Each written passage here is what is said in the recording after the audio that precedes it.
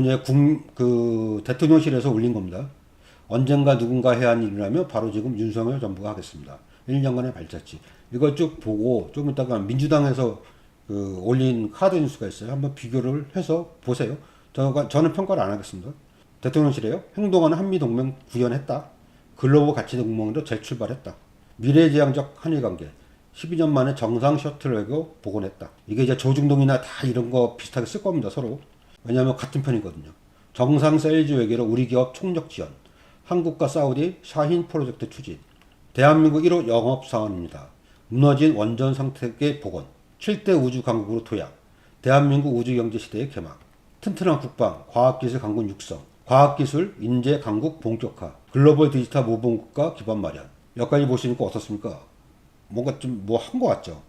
근데 새로운 거 거의 없어요. 그리고 아닌 것도 있고. 근데 제가 하나하나 지적하지는 않겠습니다. 민주당이 내건 카드 뉴스입니다. 윤석열 정권 1년, 무너진 민생, 추락한 경제, 더불어민주당. 아까 봤던 대통령실이 홍보하는 내용과 민주당이 카드 뉴스로 내보내는 내용을 한번 비교해서 보세요. 파탄난 민생, 각자 도생 사회로. 가로사 국가, 주 69시간 추진, 노동자 탄압, 임시 일용직 증가, 공교육 붕괴, 역대 최대 사교육비, 허리 휘는 학부모들, 공공의료 포기, 보건의료 예산 7.1% 삭감, 적자 가구 증가, 재난 참사 무책임, 퇴근하면 물구경, 이태원 참사에 이상민 버티기, 전세 사기 무대책, 기회를 위기로 만드는 무능한 정권, 경제 분야입니다. 경제 침체, 세계 경제가 회복 중인데 한국만 1%대 성장도 위태, 무역 적자 신기록, 탈중국 쇼크, 대중국 무역 적자 마이너스 40억 달러, 반도체 수출 마이너스 41.5% 이렇게 됐죠. 우리나라 경제 희청원입니다. 지금 중국 관련 무역이 줄면서. 물가 포기 정부, 물가 상승률 24년 만에 최대치, 난방비 폭탄, 최악 세수 펑크, 부자 감세는 1분기만 24조 원 결선, 정부는 서민 증세를 추진한다. 정치 분야, 독재, 불공정, 갈라치기 정권, 검사 독재 정권, 검사 출신 국가요직 장악, 야당 탄압, 정적 제고, 윤석열식 경정, 정순식식 학폭 불복, 검사들은 퇴직금 50억, 김건희 주가 조작, 최은순 요양급여 불법 수급 봐주기 수사, 정당 민주주의 파괴, 국민의힘 이준석 제거, 김기현 꽂기, 전룰 개입, 언론 자유 후퇴, MBC 전용기 사태, 상권 분립 부정, 경찰국 설치, 시행령 통치, 법안 거부권 남발, 대통령실 국정문란, 대통령은 김건희 아니면 천공? 외교 안보 분야입니다. 역대 최악 안보 참사, 위태로운 한반도 평화, 이 새끼들 쪽팔려서 미국에 대놓고 욕설한 대통령, UAE에 적은 이란 UAE를 뜬금없이 싸움 붙이는 대통령, 신냉전 편향 외교, 중러 적대시, 일본 강제동원 제3자 변제, 주권, 국민, 법치 포기한 최악의 외교 참사, 후쿠시마 오염수 방류 침묵, 국민 목숨 포기한 정부, 북한 무인기 대통령실 침범, 뻥 뚫린 서울 하늘 통긴 대책, 미국 도청 안보 참사, 사과 한마디 요구 못하는 호구 외교. 이렇게 많은 일이 있었더라고요. 그 다음은 이제 민주당 산하 민주연구원에서 국정 리스크 1호 윤석열 대통령 10대 망언을 정리했더라고요. 소책으로, 작은 책으로 발행을 했습니다. 첫 번째 대통령의 욕설, 아까 이제 나왔던 거예요. 바이든 날리면 이거. 국회에서, 바이든 미 대통령을 만나 직후 국회에서 이 액세스들이 승인 안 해주면 땡땡땡은 쪽팔려서 어떡하냐라고 발언했다. 당시 김은혜 대통령실 홍보수석은 이 땡땡땡들은 미국이 아닌 한국 국회의 한 말이고 땡땡땡은 바이든이 아니면 날리면이라고 해명했다.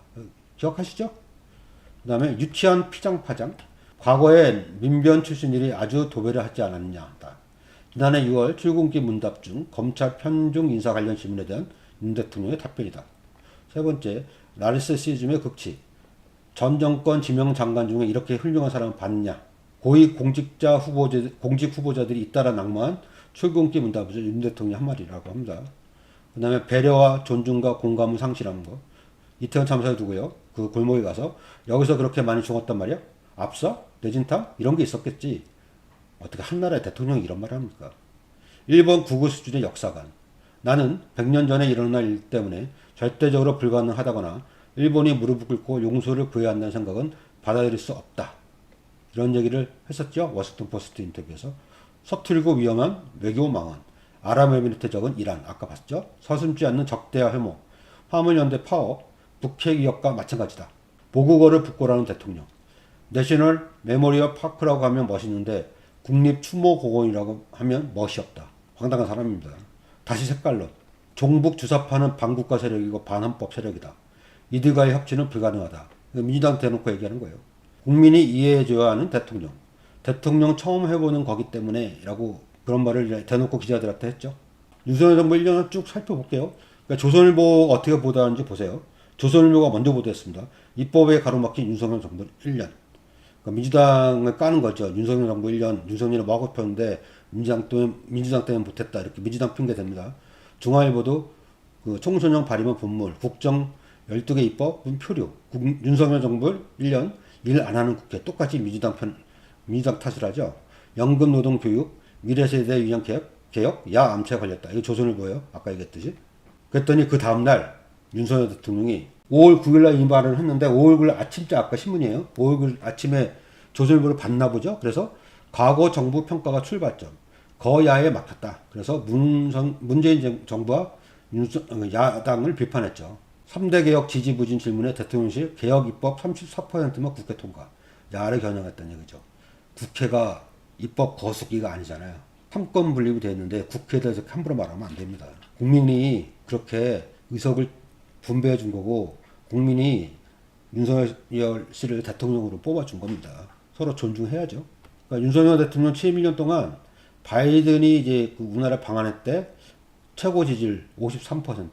그 바이든 날리면 논란할 때 바이든이 두 번이었는데 논란을 24% 최저로 했죠. 지금 30% 왔다 갔다 합니다. 근데 중요한 건 부정평가가 60%라는 거예요. 그러니까 30%는 언제나 지지를 합니다. 그러니까 30%는 국민의힘 또는 윤석열 대통령을 지지하고 나머지 70% 중에서 30%는 또 민주당을 지지하고 그다음에 가운데 40%가 중도층이거든요. 이 40%가 지금 다 잘 못한다고 평가를 하고 있는 거죠. 그러니까 아까 대통령실에서 내건 홍보에 대해서 국민들이 공감을 하는 겁니까? 안 하는 겁니까? 하지 않는 거겠죠? 내일 신문에 이렇게 했습니다. 윤석열 정부 지나온 1년 임기 첫대 평가 검사 대통령 정치 실종 수사만 남았다. 1년 내내 야당 수사 대야관계 파탄 출근길 문답 중단 30%대 지지 고착 더 심각한 거는 60% 이상이 부정적 평가를 하고 있다는 거죠. 경향신문이 이제 11년만을 쭉 정리했어요. 또 그 3대 개혁 이른바 그런 것까지 포함해서 윤 대통령 마이웨이 1년 혼자 이렇게 갔다는 얘기죠. 정치가 사라졌다. 진형 리더십으로 정직성 강화 협치 없는 개혁 국정 리스크로 대외정책도 대화보다 결단을 우선시하죠. 갈등 조정 안 하고 안 해서 민주주의가 퇴보되고 있다. 그러니까 탈권위를 외치면서 이제 출근하는 대통령이 됐다고 홍보를 했어요. 근데 소통이 이제 작심삼일로 끝나서 용산시대가 아닌 용심시대다. 이렇게 비판했죠. 대통령실 용산 이전 열린 공간 강조. 바이든 날리면 논란에 출근길 문답 중단. 심지어 전용기도 안 태웠습니다. MBC 기자. 당무 개입 등 윤심 논란이 정책 혼선 키워. 재앙적 권력 탈피 아닌 이전 평가. 그러니까 각 개혁을 복귀하 노동개혁. 69시간 역풍의 지지부진. 회계 압박, 노정관계는 최악이다. 노사정 대안은 사실상 실종됐고 개혁 입법안도 국회 통과가 난망. 개혁을 이런 데다 붙이면 안 되겠죠. 계약이겠죠. 이중구조 해법도 제시 못해. 지금 다행히 민주당이 다시 하는 게 얼마나 다행입니까? 안 그랬으면 이런 거 막 밀어붙였을 텐데. 내년에 총선 선거 잘하십시오. 유보 통합 등 진통 불가피. 유보는 유치원과 어린이집 보육시설 얘기하는 거예요. 교육개혁에 대해서 얘기했습니다. 유보 통합 등 진통 불가피. 섣부른 정책 후퇴하기도 했어요. 장관 지명자가 낙마하고 조기에 사퇴하기도 했었죠. 이주호 교육부총리가 규제 대폭 완화 추진하고 있는데 이게 맞는 건지 그건 봐야 됩니다. 규제를 대폭 안 한. 규제라고 해서 나쁘다고 생각하면 안 됩니다. 규제를 하지 않으면 가진 자, 있는 자들이 지만의 마음대로 하려고 해요. 그래서 규제가 필요한 겁니다. 그리고 교육전문대학은 무기한 연기. 연금개혁에 대해서 모수개혁 초안도 못 내고 구조개혁도 갈 길 멀어. 비공고갈 시점 당겨지는데 총선 앞두고 국민 여론 부담에 눈치만 보고 안 하겠죠? 정부도 여야도 모두 소극적이다. 판결에는 이렇게 얘기합니다. 윤석열 정부 1년은 유죄 판결에 목마른 검사의 모습이었다. 아까 내신문도 검사 얘기했었죠. 민변에서 사회정책 7개 분야를 평가를 했는데 요직의 측근 포진, 불공정시사, 사법 분야는 가장 못했다. 나를 세웠대요. 민변에서. 노동자 탄압, 사용자 과잉보호. 동의하시죠? 아까 그 분신하신 노동열사 보셨잖아요. 외교 이태원 참사 대응도 비판을 했습니다. 민변에서. 네, 자충우도 인사 3사만 보시죠. 아빠 찬수 등 줄낙마. 김상환 교체는 김상환은 외교안보 실장이었어요. 교체는 미국. 자질 논란의 검증부시. 인사불신 키운 1년. 검증 누가 합니까? 법무부 장관이 하죠. 한동훈 장관. 윤정부 국정평가 여론조사. 인사가 부정평가 받은 것 중에서 제일 크답니다. 63%가 부정적으로 평가를 했고요. 이상민은 이태원 책임을 모르쇠하고 있죠. 지금 헌법재판소에서 탄핵 심판 절차가 진행 중입니다. 그러니까 윤석열 정부 1년 주요 고위공직자, 후보자 포함해서 사퇴 일지예요. 하나씩 보겠습니다. 기억 한번 되새기면서 보십시오. 김인철 부총리 겸 교육부 장관 후보자, 온가족 장학금 특혜 의혹. 기억나시죠? 김성애 종교다문화 비서관, 성소수자 혐오, 위안부 피해자 비하 발언 때문에 이 사람이 그만뒀습니다. 정호영 보건복지부 장관 후보자가 낙마했죠. 자녀의 의대 입학 등의 아빠 찬스가 논란이 돼서 그만뒀습니다. 스스로. 김승희 또 보건복지부 장관 후보자예요.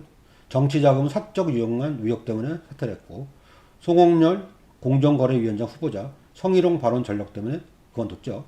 박순애 부총리 겸 교육부 장관, 최영봉 홍보수석은 그 5세 초등학교 입학 학제를 개편에 관련해서 비판이 세지니까 그만뒀어요. 책임지고. 대통령이 그만둘 수는 없으니까. 신인호 국가안보실 2차장 건강상의 이유. 이것도 이유가 모른다는 겁니다. 정무일 비서관, 정무위 비서관, 국민의힘 내용사태 책임지고 물러섰고, 조상준 국정원 기조실장 1승상의 이유. 이것도 이유가 모른다는 거죠. 정순신 기억하시죠? 경찰청 국가수사본부장 아들 학교폭력으로 물러났죠. 김성환 국가안보실장 한미 정상회담 일정 조율 논란. 이게 그 블랙핑크 공연 때문에 그랬다라는 얘기도 있죠. 조선일보가 그렇게 보도했습니다. 그 다음에 이제 외교비서관하고 위전비서관도 그만뒀죠. 이렇게 자충우도 인사 참사 1년이. 1년 동안 많은 일이 있었네요. 1주년에도 질문 안 받겠다는 윤 대통령이 뭐냐. 1주년인데 기자회견 생략합니다. 1년간 공식 기자회견을 딱 한 번 했었어요. 취임 첫 신년 회견도 안 했죠. 1월 달에. 기자들과 친교성 만남이 전부입니다. 이 사람은 이런 것만 합니다. 윤정부 1년 노동정책에 대해서 직장인들은 몇 점 줬냐? 43점. 100점 만점에 43점 줬대요. 사용자에게 관대하고 노동자에게 가혹하다. 응답이 50.5%. 아까도 보셨죠? 사용자에게 관대하고 노동자에게 가혹한 거. 반면 사용자와 노동자에게 모두 공정하다 응답은 23.6%에 불과했다.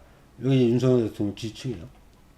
직장갑질 119는 지금이라도 윤석열 정부는 직장인을 위한 정책을 펼쳐야 한다며 포괄임금제 금지 및 출퇴근 기록 의무화로 공짜 야근을 없애고 최저임금을 대폭 인상해 물가 인상으로 인한 생활고를 해결하고 노조법 2조 개정으로 원청회사의 사용자 책임을 무료화한다고 제안했다.